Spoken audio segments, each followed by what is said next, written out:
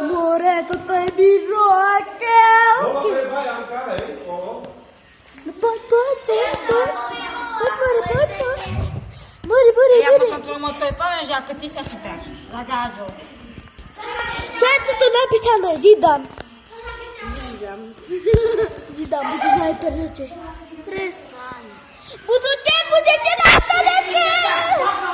Si populárna.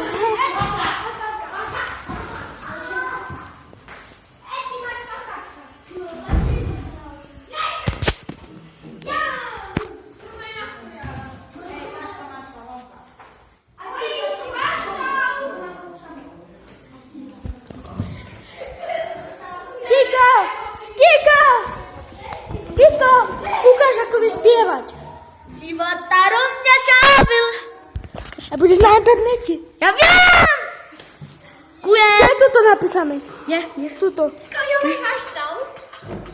Čo je tam napísané? Oni tento. Matúš debil sprostý. Toto nedávate na internet, nepoznáte to nedalo.